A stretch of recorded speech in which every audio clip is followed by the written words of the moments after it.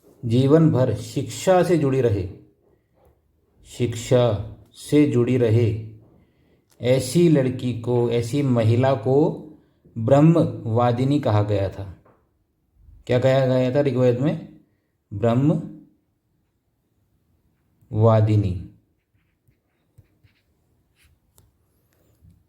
अमाजु तो आप समझ ही गए, अमाजु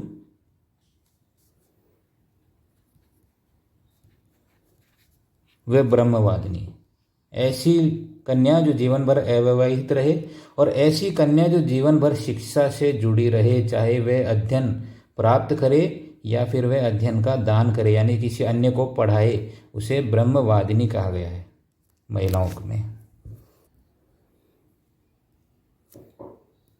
आर्थिक जीवन की बात करते हैं तो आर्थिक जीवन यानी अर्थव्यवस्था का क्या आधार था?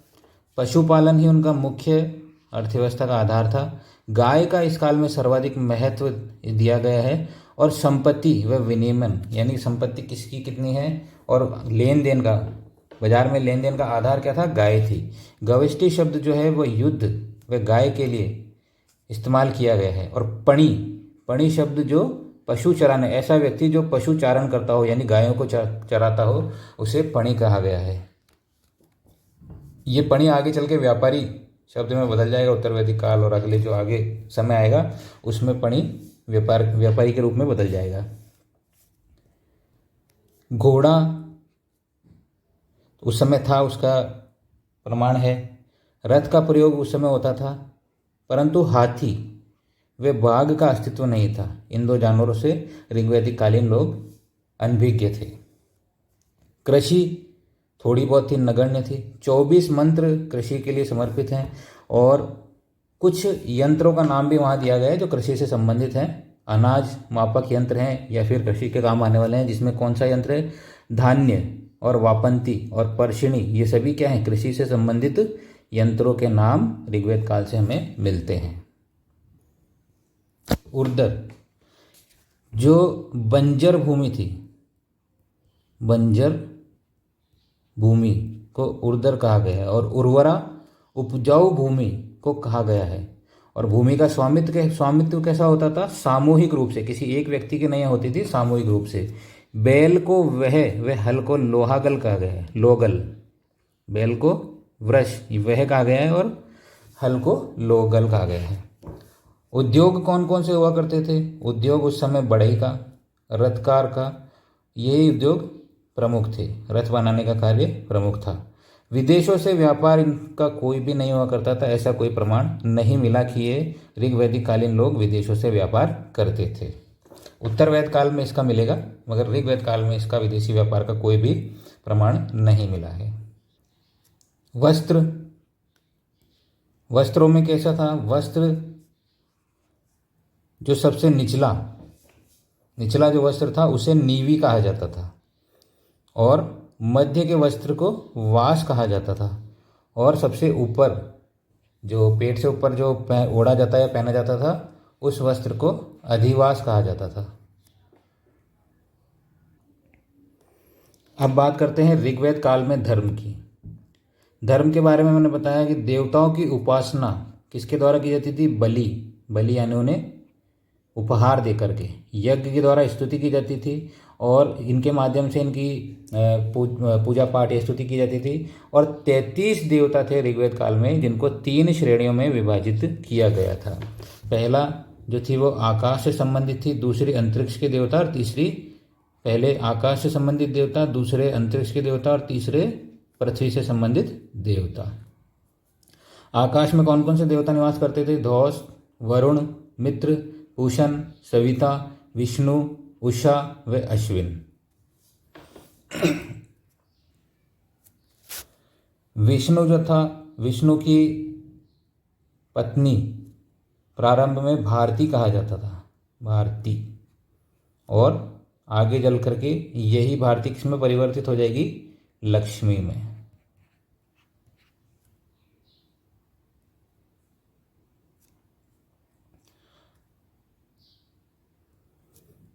अंतरिक्ष के देवता कौन कौन से थे? अंतरिक्ष के देवताओं में थे इंद्र, मारुत, वायु व पर्जन्य, ये सब अंतरिक्ष के देवता थे। पृथ्वी से संबंधित देवता कौन से थे? पृथ्वी से संबंधित देवता में थे अग्नि, सोम, पृथ्वी, बृहस्पति व सरस्वती आदि। अब देवताओं की थोड़ी डिटेल में चर्चा करते हैं। ऋग्वेद काल में सबसे प्रमुख जो देवता थे वह थे इंद्र। इंद्र को कहा गया है, इंद्र के किसके देवता हैं? वर्षा के देवता। पुरंदर, पुरंदर कहा गया है किला तोड़ने वाला, किले को तोड़ने वाले देवता का नाम पुरंदर, और ये इंद्र ही थे। वृत्तासुर, वृत्तासुर नाम के राक्षस का वध करने के कारण इंद्र को वृत्तासुर कहा गया है। पुरभिद, पुरभिद यानी बादलों को भेदने वाला देवता यानी कि इंद्र। सोम रस का पान करने वाला देवता यानी सोमापा यानी कि इंद्र। शतक्रति यानी 100 शक्तियों वाला देवता कौन है? इंद्र। मधावन, मधावन यानी दानी, ऐसा देवता कौन है? यानी कि इंद्र। अग्नि, देवताओं व मनुष्य के मध्य मध्यस्थता करने वाला देवता अग्नि को कहा गया है, और इनका 200 बार उल्लेख ऋग्वेद में हुआ है, और इंद्र का कितनी बार? 250 बार उल्लेख ऋग्वेद में हुआ है। वरुण, वरुण जो है वह जल व समुद्र के देवता हैं, और ऋतुओं का संचालन करने के कारण इन्हें ऋतस्य गोपा भी कहा गया है। वे प्रकृति का रक्षक देवता किसे कहा गया है? वरुण को। जल व समुद्र और वर्षा के देवता इंद्र।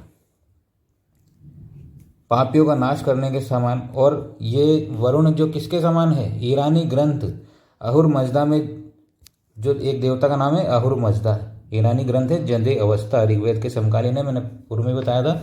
उसमें एक देवता आते हैं जिनका उल्लेख है अहुर मजदा, उसके समान कौन है? वरुण।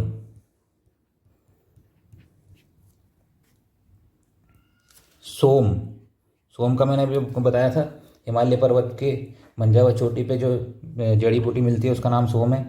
तो वनस्पति के देवता किसे कहा गया? सोम को। और मारुत किसके देवता हैं? मारुत है आंधी के देवता।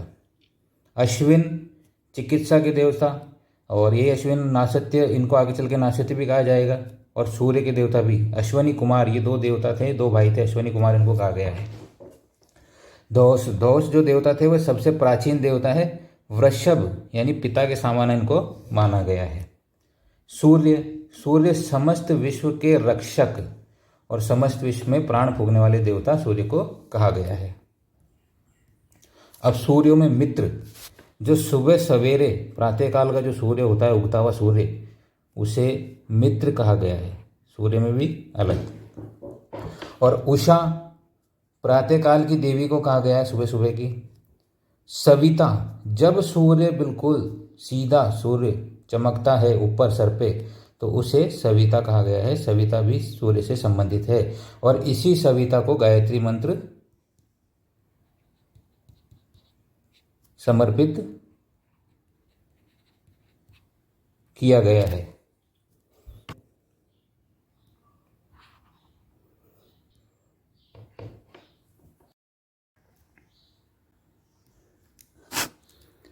अदिति, सर्वभौम प्रकृति की देवी को कहा गया है अदिति। पर्जन्य, वर्षा नदी का देवता पर्जन्य को कहा गया है।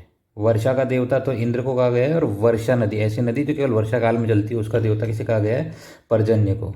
बृहस्पति, यज्ञों के देवता को कहा गया है बृहस्पति। बृहस्पति यज्ञ के देवता को कहा गया है। और पुरामधि, पुरामधि उर्वरता की देवी, यानी जमीन की उर्वरता, उपजाऊपन को बढ़ाने के लिए जिस देवी की पूजा की जाएगी उसे पुरामधि कहा गया है।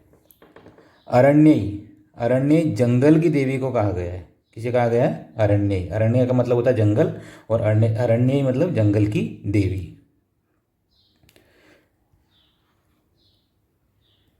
उर्वशी, उर्वशी कौन थी? ऋग्वैदिक काल की अप्सरा जिसका नाम उर्वशी था।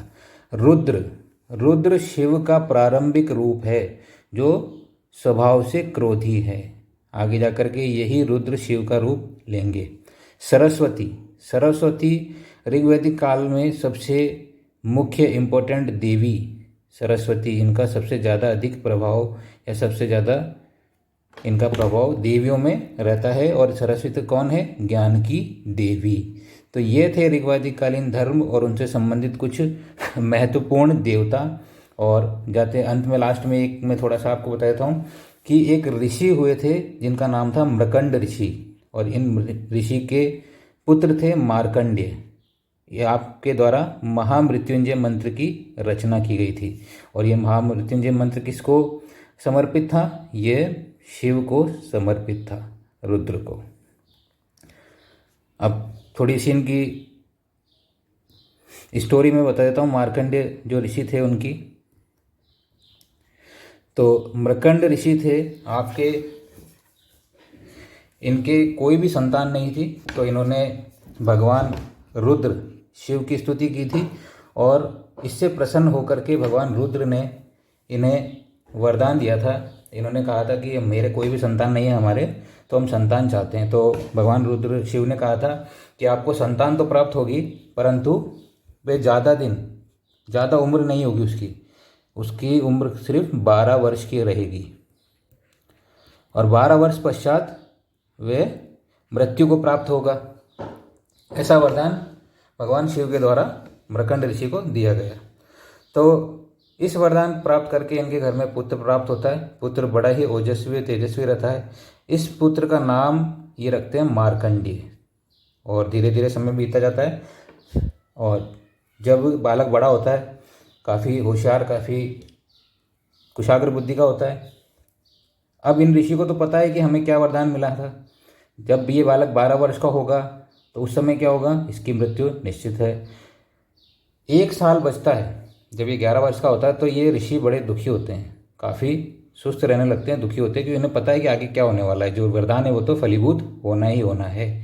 तो यह मार्कंडेय जो है वो अपने पिता से पूछते हैं कि पिताश्री क्या बात है, आप इन्हें दुखी क्यों हो, क्या कारण है, मुझे आप बताइए। तो सारी बात बताते हैं।